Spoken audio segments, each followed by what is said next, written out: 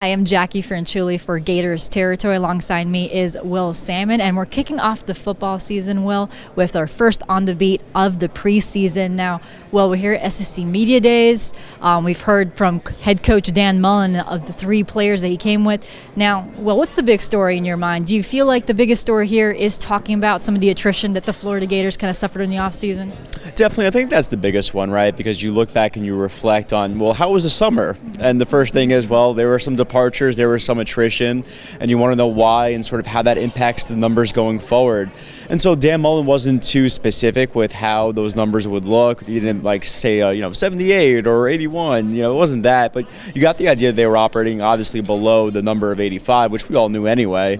But sort of what are they going to do now? Does that mean they could recruit more JUCO players? Dan Mullen mentioned the idea that he has had success in that department with placing kids and getting them back, or even recruiting JUCO players for that matter. So I think that largely dictated it. But there were also some questions about how good this Florida team can be, because they're a group that really has those high aspirations of wanting to vault themselves into the college football playoff. And so that, on a positive note, for the Gators, was at least a different conversation than they had last year around this time, of course, which was just about how new Dan Mullen is and what he's all about.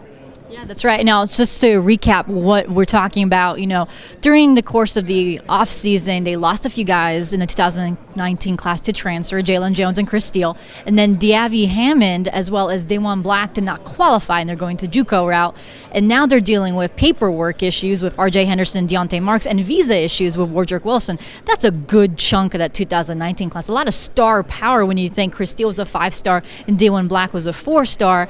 So we talked to Mullen about, is it worth taking the risk on these guys?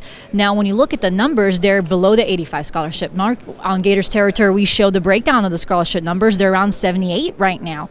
Well, what is your interpretation of this? Mullen says he likes taking risks. Those guys want to be Gators. What do you think? Well, here's the thing. In a vacuum, that's not a problem. If you're just taking a risk and it's one or two guys who maybe don't qualify, okay. You say to yourself, all right, that didn't work out. We tried. They were really good players. They really wanted to be here. The problem that you get into, though, is that, okay, you take a couple of those kids. They don't pan out. Then you have a situation with a Wardrick Wilson or Chris Steele and Jalen Jones, things you do not account for.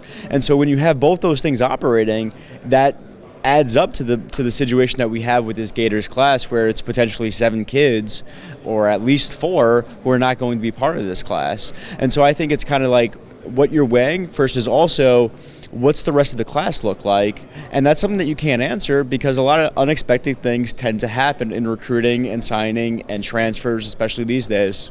Yeah, and of course, now you're looking at balancing the classes. Now you're right now, when you look at defensive line and how the scholarship line up, after the next 2 years, they only have Jalen Humphreys. That's the only underclassman on the roster. And that's something that, Mullen and the coaching staff has said that they're looking at. But still, that's a worry for the staff. And it's something that, these risk-taking, maybe they're not going to do that much in the 2020 class. Hey, I don't know. I mean, that's what you would think, right? In theory, that's probably how it should work, unless you say to yourself, okay, Dexter, Johnny Brown, come right up and play for us day one. But there's not a whole lot of kids that are willing to do that or able to do that. I shouldn't say willing. They are willing. The problem is, are they able to? Are they good enough? And that finding them is hard. Getting them to sign is even harder. So it's difficult. It really is. But I think that position aside, they have some flexibility with the numbers going forward, where they can count ahead or count back, however you want to look at it, to kind of get that number a little bit higher than 25. And you could also add some veteran talent via transfers. And not for nothing, but Dan Mullen and his staff has had some success with that.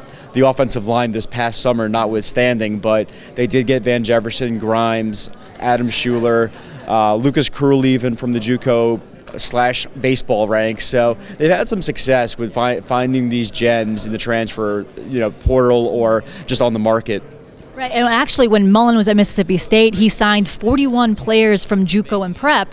During the same amount of time, Florida only signed 11. So that's something that, and you can see that Mullen actually had success with going through the JUCO and Prep school ranks. But it wasn't all about the offseason and what happened at Florida with all the negative headlines they've achieved. We also saw different Felipe Franks here at SEC Media Days. I don't think I've ever seen Franks so comfortable in front of the media. I think he was one of the favorites among a lot of media members here. A lot of national writers said that they love talking to Franks out here.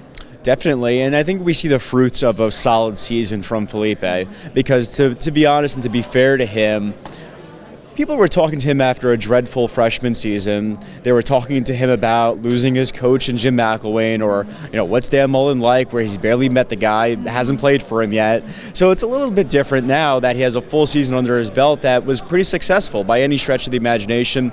If you want to play around the advanced statistics, there's room to grow, but he has a whole season like that under his belt to grow from, and he should be more comfortable in the offense, and he's at least more comfortable with media people and reporters, as we saw today, which I think leads to a lot more confidence. And I think that's the biggest difference with Felipe Franks from last year under Dan Mullen to this year heading into his second season under Dan Mullen, is he has the confidence where before that ball is snapped, he has an idea of what he wants to do with it and why he should be doing it that way. And that's big. Whether he can do it consistently is a different story, and we'll find out, but at least he has the first two parts of that down pat, it looks like. Yeah, I love the fact that we got to see a different Franks out here this year. He was playing and kind of having fun with Edgar Thompson, the Orlando Sentinel writer.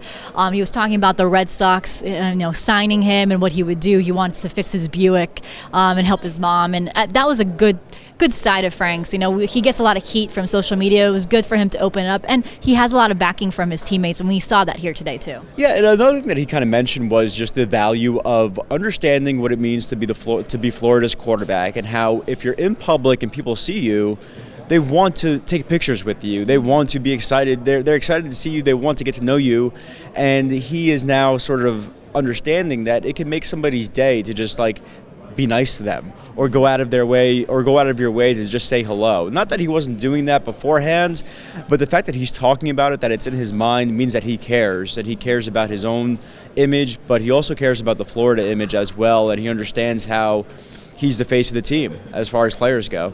He's living up to the Gator standard, Will. Sure, yeah. Well, thank you so much, Will, and obviously stay with Gator territory for more from right here in Hoover, Alabama.